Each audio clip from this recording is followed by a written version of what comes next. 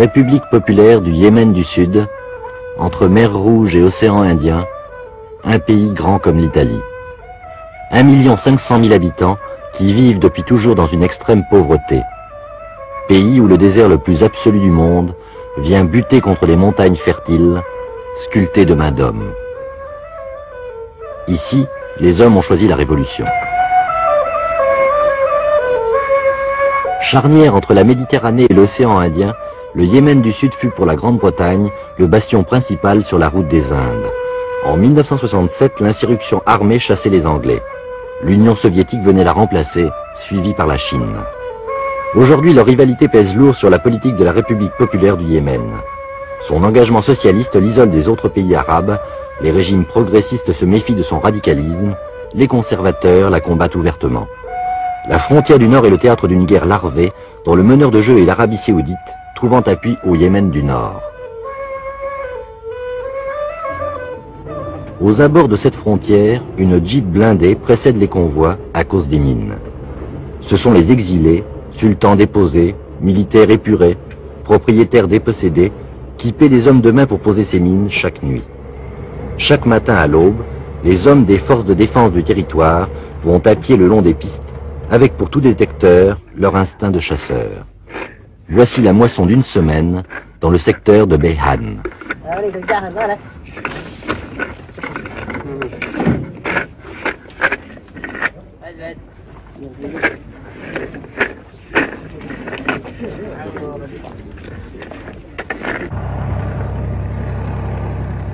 Le long de cette frontière menacée, l'armée a installé des fermes à la fois postes de défense et centres d'autosubsistance. L'armée refuse de vivre aux dépens de la population locale, comme le faisaient les armées mercenaires des sultans. Elle sème et récolte ce qui lui est nécessaire. Du temps des Anglais, l'esprit de caste régnait chez les militaires, recrutés parmi les tribus guerrières. Depuis la Révolution, le recrutement se fait essentiellement parmi les paysans. Eux ne répugnent pas à mettre en pratique le slogan « Le fusil d'une main, la charrue de l'autre ».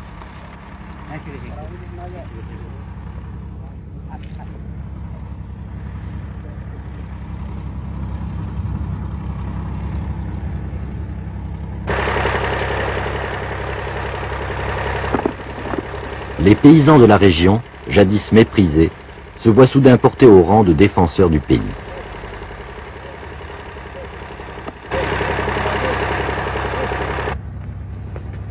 Ils mettent en valeur des terres nouvelles. L'insécurité était telle que les propriétés du sultan elles-mêmes restaient en friche.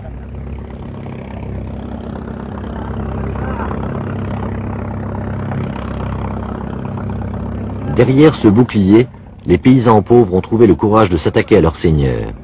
Ils leur ont arraché leurs terres qu'ils travaillent maintenant collectivement.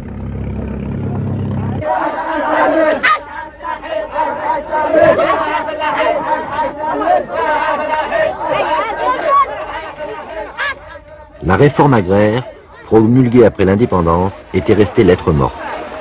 Tant que les seigneurs étaient là, le gouvernement lui-même ne pouvait leur imposer sa loi. La révolution se heurtait aux structures tribales. Pour les briser, le gouvernement n'avait qu'une issue, inciter les pauvres à la jacquerie, la violence. Ils se sont emparés des seigneurs, ils les ont mis en prison, ont occupé leurs terres. Maintenant, la révolution n'est plus le privilège des théoriciens, c'est devenu l'affaire du peuple. La jacquerie contrôlée est devenue le moyen de l'action révolutionnaire.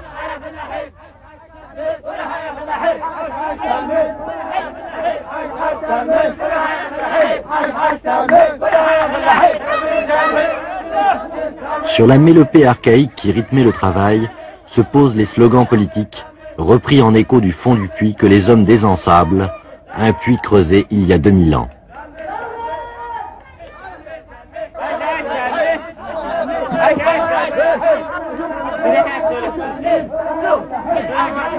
Pour entretenir l'enthousiasme suscité par la jacquerie, le gouvernement fait don à ses paysans du compresseur nécessaire aux travaux. Le préfet-gouverneur qui s'était joint à l'action le met en route.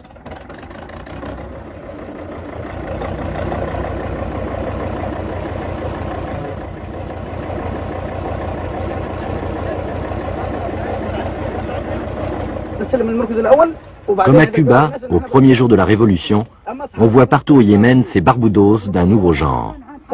Maquisards avant l'indépendance, aujourd'hui révolutionnaires à tout faire. Ici, c'est le préfet-gouverneur qui doit jouer l'homme orchestre.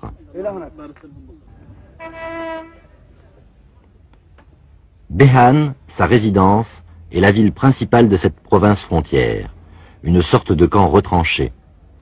Les soldats y sont plus nombreux que les civils, soldats de toutes sortes, ceux de l'armée régulière, en uniforme, en civil, les membres des milices paysannes et des forces de défense du territoire. Les camps où les contre-révolutionnaires s'organisent ne sont pas loin. Chaque nomade chamelier qui voyage entre Yémen du Nord et Yémen du Sud est un agent de l'ennemi, un saboteur en puissance. Comment les distinguer les uns des autres? Je connais tout le monde, répond le préfet-gouverneur, qui reçoit en moyenne 500 visiteurs par jour. Ils lui présentent leurs suppliques sur de petites feuilles de papier. La réponse est rédigée sur le champ, sur la même feuille, comme du temps des émirs. Cet homme a 2 fois pris le maquis, une première fois contre les Anglais, une seconde fois contre la tendance modérée qui gouvernait après l'indépendance. Le 22 juin 1969, les maquisards remportaient la victoire et pouvaient finalement commencer leur révolution. Le préfet fut alors nommé à ce poste clé où, sous le portrait de Lénine, il joue à la fois le rôle d'administrateur, de commissaire politique, de juge et de technicien de la réforme agraire. Faute de cadre, le gouvernement en est amené à donner à ces hommes des pouvoirs exorbitants.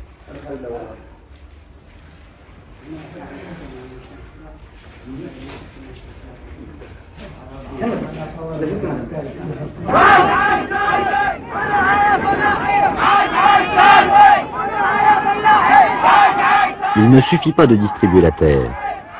Au centre Salmine, 500 paysans sont inscrits.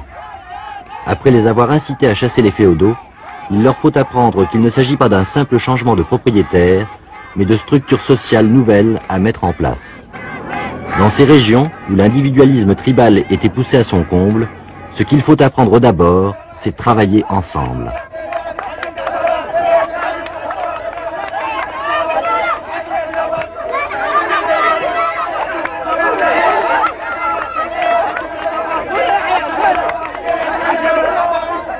Ensemble, ils construisent le bâtiment où ils viendront s'alphabétiser